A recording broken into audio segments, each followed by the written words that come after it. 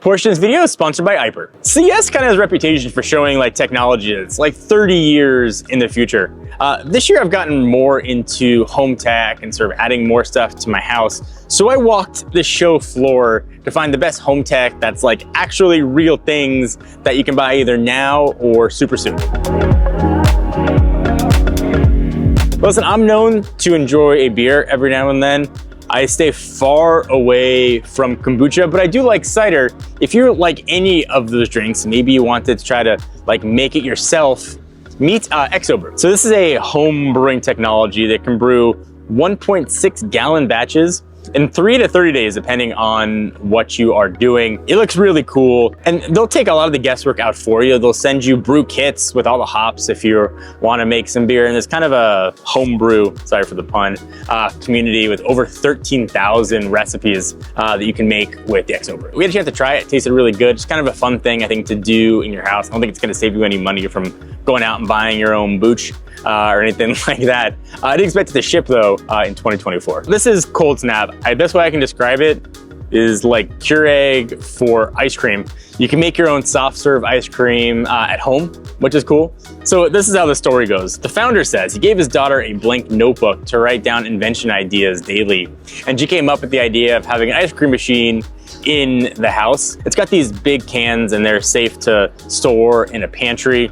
You put it in the machine, snap it down, and you've got ice cream coming out. It tasted delicious. It didn't taste like weird chemically coming from a can ice cream. Probably the best part of this whole thing is that like there's no cleanup here at all. It's clean. You just take out the can and you're done. It was a really cool use of technology, and it's a product that's like actually coming. Meet the Barracuda B-Mind. This is interesting. I've been pretty public about someone who struggled with anxiety.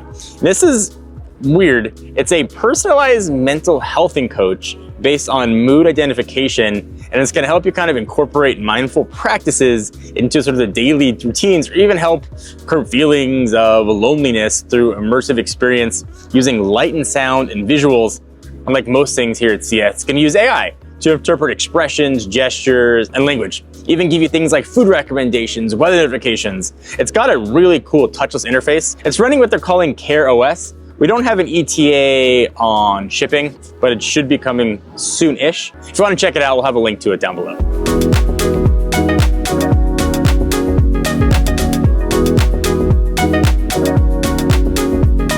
So there's a ton of technology here at CES, obviously, for all kinds of stuff, for the house, outside the house. And my house, the favorite thing that I've got is a pool. We just finished building it last year. I love it, my kids love it. We were in it like 3 days a week.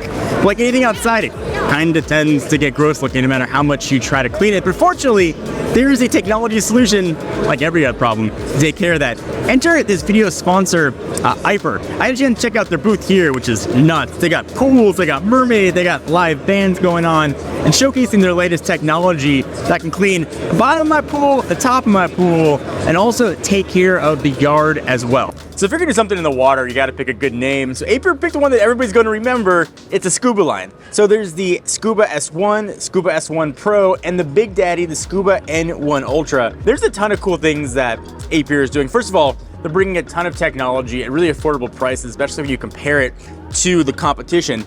But if you just like, I don't know, like look at these things, they've got tank treads on the side. They're actually called caterpillar treads, and they can actually climb up the sides of your pool. They're calling it wall cleaning capability. So instead of not just climbing, they'll actually clean it as well. All the stuff you'd expect is here, plus a bunch more. You've got infrared for obstacle avoidance. They also have optional solar panels. It's going to connect directly to the cleaner. A lot of the problems with some of these pool cleaners is that they're great, but the batteries will die quickly. You don't have to worry about there with Aiper. Have a solar panel. It can literally just live in your pool and keep cleaning. But if you don't want to opt for the solar panel, you've got a really solid battery too. You've got a 7,800 milliamp hour battery in the Scuba S1 Pro. It's going to be about 4 hours of cleaning time, about 180 minutes of total battery life. When you're done, you can just plug it in. And if you're worried about the top of the pool too, Aiper also has the Surfer S1. It's going to skim the top of your pool, get rid of all those leaves and debris that kind of float on the top. And again, the solar panels will work there as well. So there's a lot of competition in this space. What Aiper's doing to separate themselves is bringing incredible technology, really novel use of the cleaners themselves, and bringing them at a really affordable price point. Aiper's already got your pool on lockdown. They're also looking to take over your lawn with the Horizon U1. That'll be coming later this year. It is a lawn cleaning robot that does all the great things that the pool cleaning robot does, but for your lawns. It's bringing a lot of features that reserve at usually really high price points to a much more affordable option. If you want to learn more, check out Aiper for yourselves. All links you need are down below. So this one, it may not be the most practical, but it looked incredible. Meet MUI Board Gen 2.0. Like a lot of smart home things, this one is Matter enabled. It's a smart hub for the home, but it's done in wood and looks like a piece of wood. It gives you really a minimalist touch control. It lets you control all of your things. I have kids. I like that the kids can walk up to it and kind of draw on it.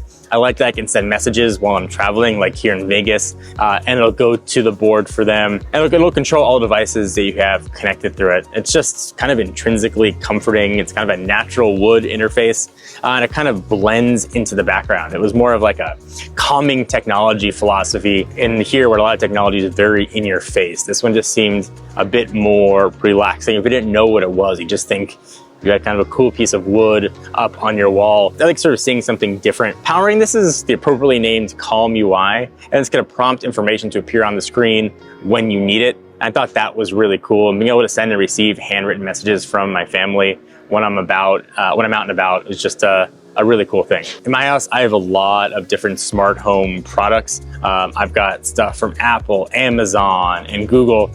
And I know that Matter is supposed to kind of unite all of those platforms, but doesn't really do much for things that already exist. I've tried to bring all those things into one app with some homebrew or a Hoobs box, but Oliver IQ is trying to unite all the connected devices in your home in a single app. And they've done it in a really intuitive way. Yeah, it's a Matter compatible hub that's gonna hook up to your router, then communicate with all of your devices and let you do everything and see everything. It'll give you even home automation ideas based on the devices that you have connected to the app. It's gonna recommend different ideas to automate your home.